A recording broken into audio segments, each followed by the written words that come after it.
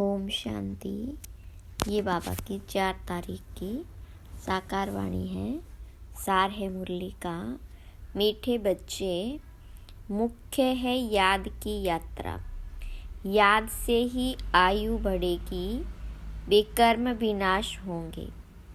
याद में रहने वालों की अवस्था बोल चाल बहुत फर्स्ट क्लास होगा। प्रश्न: तुम बच्चों को देवताओं से भी जास्ती खुशी होनी चाहिए, क्यों?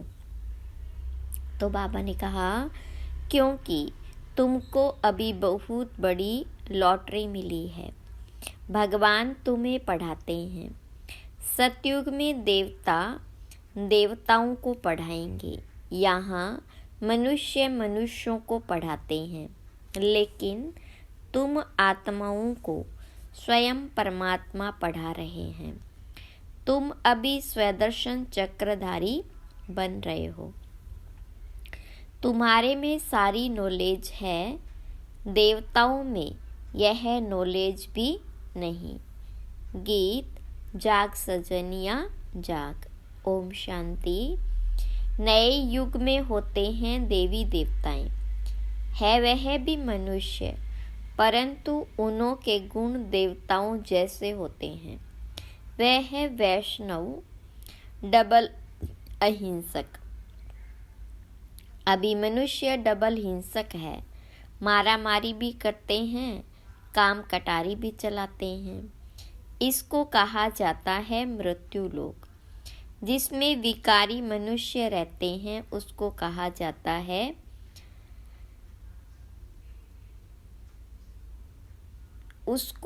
जाता है देवलोक, जिसमें देवी देवता रहते हैं। वह डबल अहिंसक थे। उन्हों का भी राज्य था। कल्प की आयु लाखों वर्ष की होती तो कोई बात का ख्याल भी नहीं आता। आजकल कल्प की आयु कम करते जाते हैं। कोई 7,000 वर्ष कहते, कोई 10,000 कहते। यह भी बच्चे जानते हैं कि बाप है ऊंचते ऊंचा भगवान, और हम उनके बच्चे रहते हैं शांति धाम में। हम पंडे हैं, रास्ता बताने वाले। इस यात्रा का कोई वर्णन है नहीं, बल गीता में अक्षर है मन मना भव, परंतु उनका अर्थ क्या है? अपने को आत्मा समझ बाप को याद करो। यह किसकी बुद्धि में नहीं आता। जब बाप आकर समझाए तब किसकी बुद्धि में आए। इस समय तुम मनुष्य से देवता बनते हो। मनुष्य यहाँ है, देवता सतयुग में होते हैं। बरोबर तुम अभी मनुष्य से देवता बनते हो। तुम्हारी यह ईश्वरीय मिशन है। निराकार परमात्मा को कोई मनुष्य तो समझ न सके। निराकार को हाथ पांव कहाँ से आया? श्री कृष्ण को हाथ पांव सब कुछ है। भक्ति मार्ग के कितने शास्त्र बनाए हैं। अब तुम बच्चों के पास चित्र आदि तो बहुत है। चित्र से याद आती है कि इस चित्र पर यह समझाएं। और भी बहुत चित्र बनते जाएंगे। एकदम ऊपर आत्माओं का भी दिखाना है। आत्माएं ही आत्माएं दिखाई देंगी। फिर सूक्ष्म वतन, उनके नीचे मनुष्य लोक भी बनाएंगे। मनुष्य कैसे पिछाड़ी में आकर फिर ऊपर चढ़ते हैं, यह दिखाएंगे। दिन प्रतिदिन नई इन्वेंशन निकलती जाएगी। अब जितने चित्र है उतनी सर्विस भी करनी है। फिर ऐसे ऐसे चित्र बनेंगे जिससे मनुष्य जल्दी समझ जाएंगे। झाड़ बहुत जल्दी बढ़ता जाएगा। कल्प पहले जिसने जो पद पाया होगा, जो रिजल्ट निकली होगी, वही निकलेगी। ऐसे नहीं कि पिछाड़ी में आने वाले माला के दाने नहीं बन सकते, वह भी बनेंगे। नोदा भक्ति वाले रात दिन भक्ति में लगे रहते हैं, तब उन्हों को साक्षात्कार होता है। यहाँ भी ऐसे निकलेंगे, रात दिन मेहनत कर पति से पावन बनेंगे, चांस सबको है। ऐसे नहीं पिछाड़ी में कोई रह जाए, ड्रामा ही ऐसा बना हुआ है जो कोई रह नहीं सकता। सब तरफ पैगाम देना है, शास्त्रों में है, एक रह गया तो उल्हना दिया। यह चित्र अखबार आदि में भी पढ़ेंगे। तुमको भी निमंत्रण मिलते रहेंगे, सबको मालूम पड़ेगा कि बाप आया हुआ है। जब पूरा निश्चय होगा तब दौड़ेंगे, नामाचार निकलता ही रहेगा। नवयुग सतयुग को ही कहा जाता है।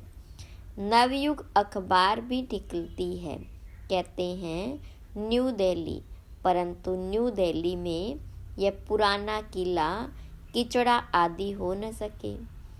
अभी तो हर चीज टेढ़ी बांकी हो गई है। सतयुग में सब तत्व भी ऑर्डर में रहते हैं, यहाँ तो 5 तत्व भी तमो प्रधान है। वहाँ सब सतो प्रधान होते हैं, तो हर एक तत्व से सुख मिलता है। दुख का नाम भी नहीं, उसका नाम है स्वर्ग। ये सब बातें अब तुम समझते हो कि बरोबर अभी हम तमो प्रधान बन गए। सतो प्रधान बनने के लिए पुरुषार्थ कर मंजिल पर चढ़ रहे हैं, और सब अंधियारे में हैं, हम रोशनी में हैं। हम ऊपर जा रहे हैं और सब नीचे गिर रहे हैं। यह सब विचार सागर मंथन तुम बच्चों को करना है। शिव बाबा है सिखलाने वाला, वह तो मंथन नहीं करेंगे, ब्रह्मा को मंथन करना होता है। तुम सब विचार सागर मंथन कर समझाते हो, कोई का तो मंथन बिल्कुल नहीं चलता, पुरानी दुनिया ही याद पड़ती है।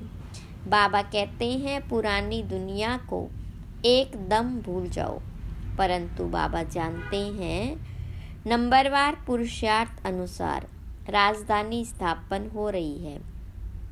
बाबा कहते हैं मैं आकर राजधानी स्थापन कर बाकी सब को वापस ले जाता हूँ। वह लोग तो सिर्फ अपना अपना धर्म स्थापन करते हैं, उनके पिछाड़ी उनके धर्म के आते रहते हैं। उनकी क्या महिमा करेंगे? महिमा तो तुम्हारी है। आदि सनातन देवी देवता धर्म को ही हीरो हीरोइन कहा जाता है। हीरे जैसा जन्म और कौड़ी जैसा जन्म तुम्हारे लिए गाया हुआ है, फिर तुम एकदम चोटी से गिरकर एकदम नीचे आकर पड़ते हो। तो इस समय तुम बच्चों को देवताओं से भी ज़्यादा खुशी होनी चाहिए, क्योंकि तुमको लॉटरी मिली है।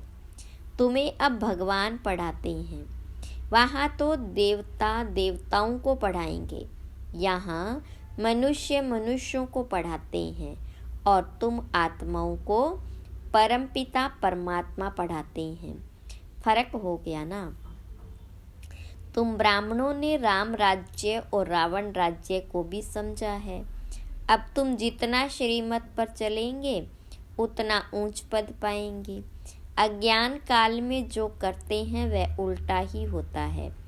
छोटेपन में सगीर बुद्धि होती है, फिर बालिक बुद्धि होती है, 16-17 वर्ष के बाद सगाई होती है।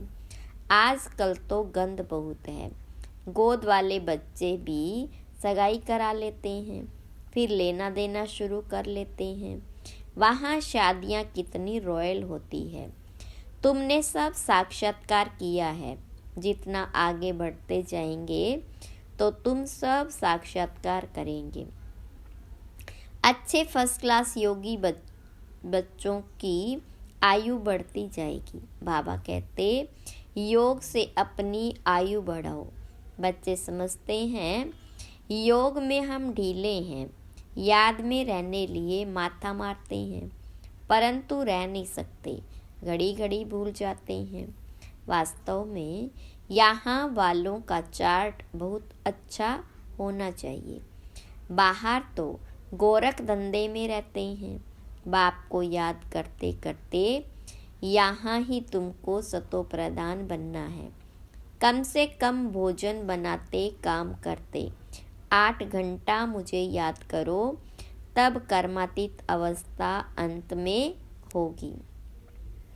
कोई कहे मैं 6-8 घंटा योग में रहता हूँ तो बाबा मानेगा नहीं। बहुतों को लज्जा आती है, चार्ट नहीं लिखते हैं, आधा घंटा भी याद में नहीं रह सकते।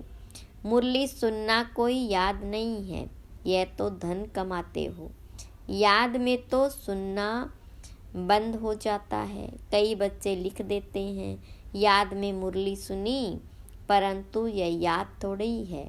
बाबा खुद कहते हैं, मैं घड़ी घड़ी भूल जाता हूँ, याद में भोजन करने बैठता हूँ। बाबा आप तो अभोक्ता हो, यह कैसे कहूँ। बाबा आप भी खाते हो, हम भी खाते हैं। कोई कोई बात में कहेंगे कि बाबा भी साथ है। मुख्य है याद की यात्रा। मुरली की सब्जेक्ट बिल्कुल अलग है। याद से पवित्र बनते हैं, आयु बढ़ती है। बाकी ऐसे नहीं कि मुरली सुनी तो बाबा इसमें था ना। मुरली सुनने से विकर्म विनाश नहीं होंगे। मेहनत है, बाबा जानते हैं। बहुत बच्चे बिल्कुल याद नहीं कर सकते हैं। याद में रहने वाले की अवस्था बोलचाल बिल्कुल अलग रहेगा। याद से ही सतोप्रधान बनेंगे। परंतु माया ऐसी है जो एकदम बुद्धू बना देती है। बहुतों की बीमारी उथल पड़ती है। मोह जो नहीं था वह उथल पड़ता है, फंस मरते हैं। बड़ी मेहनत का काम है। मुरली सुनना यह सब्जेक्ट अलग है। यह है धन कमाने की बात। इसमें आयु नहीं बढ़ेगी, पावन नहीं बनेंगे, विकर्म विनाश नहीं होंगे। मुरली तो बहुत सुनते हैं, फिर विकार में गिरते रहते हैं, सच नहीं बताते। बाबा कहते पवित्र नहीं रह सकते तो यहाँ क्यों आते हो। कहते हैं हाँ बाबा मैं अजामिल हूँ, यहाँ आऊँगा तब तो पावन बनूँगा। यहाँ आने से कुछ सुधार होगा, नहीं तो कहाँ जाए। रास्ता तो यही है। ऐसे ऐसे भी आते हैं, कोई न कोई समय पर तीर लग जाएगा। बाबा यहाँ के लिए भी कहते हैं यहाँ कोई अपवित्र को नहीं आना चाहिए। यह तो इंद्र सभा है। अभी तक तो आ जाते हैं, एक दिन यह भी ऑर्डिनेंस निकलेगा। जब पक्की गारंटी करे तब अलाउ करे तो समझेंगे यह तो ऐसी संस्था है कोई अपवित्र अंदर जा नहीं सकता। तुम बच्चे समझते हो यह किसकी सभा है। हम भगवान ईश्वर सोमनाथ बबुलनाथ के पास बैठे हैं। वही पावन बनाने वाला है। अभी आखिरी में बहुत आ जाएंगे तो फिर कोई हंगामा आदि कर न सके। इस धर्म के जो होंगे वह निकल आएंगे। आर्य समाजी भी है। हिंदू धर्म मठ पंथ अलग कर दिया। देवताएं होते हैं सतयुग में। यहाँ सब हिंदू है। वास्तव में हिंदू धर्म है नहीं। यह हिंदुस्तान तो देश का नाम है। तुम बच्चों को उठते बैठते चलते स्वदर्शन चक्रधारी बनना है। स्टूडेंट को पढ़ाई की याद रहनी चाहिए ना। सारा चक्र बुद्धि में है। देवताओं और तुम्हारे में थोड़ा फर्क रहा। पक्के स्वदर्शन चक्रधारी बन जाएंगे तो फिर विष्णु के कुल के बन जाएंगे। तुम समझते हो हम यह बन रहे हैं। वह देवताएं फाइनल है। तुम फाइनल तब होंगे जब कर्मातीत अवस्था हो। शिव बाबा तुमको स्वदर्शन चक्रधारी बनाते हैं। उनमें नॉलेज है ना। वह है तुमको बनाने वाला। तुम हो बनने वाले। ब्राह्मण बन फिर देवता बनेंगे। अब यह अलंकार तुमको कैसे दे। अब तुम पुरुषार्थी हो, फिर तुम विष्णु के कुल के बनते हो। सतयुग वैष्णव कुल है ना, तो ऐसा बनना है तुमको, तो मीठा बनना है। ऐसा वैसा अक्षर बोलने से न बोलना अच्छा है। एक दृष्टांत है, दो लड़ते थे, सन्यासी ने कहा मुख में मोलारा डाल लो, कभी निकालना नहीं, रेस्पॉन्स मिल न सके। 5 विकारों को जीतना कोई मासी का घर नहीं है। कोई तो अपना अनुभव भी बताते हैं, हमारे में बहुत क्रोध था, अब बहुत कम हो गया, बहुत मीठा बनना है। कल तुम इन देवताओं के गुण गाते थे, आज तुम समझते हो हम यह बन रहे हैं, नंबरवार ही बनेंगे। जो सर्विस करेंगे उनका नाम जरूर बाबा भी लेंगे। रास्ता बताना चाहिए। हम भी पहले कुछ नहीं जानते थे, अब कितनी नॉलेज मिली है। जो अच्छी रीति धारण नहीं करते तो उनकी रिपोर्ट आती है, बाबा इनमें तो बहुत क्रोध है। बाबा जानते हैं यह रूहानी सर्विस नहीं कर सकते, तो फिर स्थूल सर्विस बाबा की याद में रहकर सर्विस करे तो अहो भाग्य। 1-2 को याद दिलाते रहो, याद से बहुत बल मिलेगा। याद करने वाले को फिर चार्ट रखना है, चार्ट से मालूम पड़ जाता है। हर एक को बाबा सावधान करते रहते हैं। विश्व में शांति बहुत मांगते हैं, जरूर कभी विश्व में शांति थी। सतयुग में अशांति की कोई बात भी नहीं। स्वीट बाप स्वीट बच्चे सारे विश्व को स्वीट बनाते हैं। अब स्वीट कहाँ है, मौत ही मौत लगा पड़ा है। यह खेल अनेक बार होता है और होता ही रहता है, एंड हो नहीं सकती, चक्र फिरता रहता है। अच्छा, मीठे मीठे सिकिलदे बच्चों प्रति माता पिता बाप दादा का याद प्यार और गुड मॉर्निंग। रूहानी बाप की रूहानी बच्चों को नमस्ते, रूहानी बच्चों की रूहानी बाप दादा को याद प्यार गुड मॉर्निंग और नमस्ते। धारणा के लिए मुख्य सार। पहली पॉइंट, विकर्म विनाश करने व आयु को बढ़ाने के लिए याद की यात्रा में जरूर रहना है। याद से ही पावन बनेंगे, इसलिए कम से कम 8 घंटा याद का चार्ट बनाना है। दूसरी पॉइंट, देवताओं समान मीठा बनना है। ऐसा वैसा कोई शब्द बोलने के बजाय न बोलना अच्छा है। रूहानी व स्थूल सर्विस करते बाबा की याद रहे तो अहो भाग्य। वरदान, सेवा में रहते कर्मातीत स्थिति का अनुभव करने वाले तपस्वी मूर्त भव। विस्तार है, समय कम है और सेवा अभी भी बहुत है। सेवा में ही माया के आने की मार्जिन रहती है। सेवा में ही स्वभाव संबंध का विस्तार होता है। स्वार्थ भी समाया होता है, उसमें थोड़ा सा बैलेंस कम हुआ तो माया नया नया रूप धारण कर आएगी। इसलिए सेवा और स्वस्थिति के बैलेंस का अभ्यास करो। मालिक हो कर्मेंद्रियों रूपी कर्मचारियों से सेवा लो। मन में बस एक बाबा, दूसरा न कोई। यह स्मृति इमर्ज हो तब कहेंगे कर्मातीत स्थिति के अनुभवी तपस्वी मूर्त। स्लोगन, कारण रूपी नेगेटिव को समाधान रूपी पॉजिटिव बनाओ। अव्यक्त इशारा, अव्यक्त साइलेंस द्वारा डबल लाइट फरिश्ता स्थिति का अनुभव करो। फरिश्ता स्थिति का अनुभव करने के लिए किसी भी प्रकार के व्यर्थ और नेगेटिव संकल्प, बोल व कर्म से मुक्त बनो। व्यर्थ व नेगेटिव यही बोझ सदा काल के लिए डीप साइलेंट का अनुभव करने नहीं देता। अब व्यर्थ बोझ से सदा हल्के बन डबल लाइट फरिश्ता बनो। ओम शांति।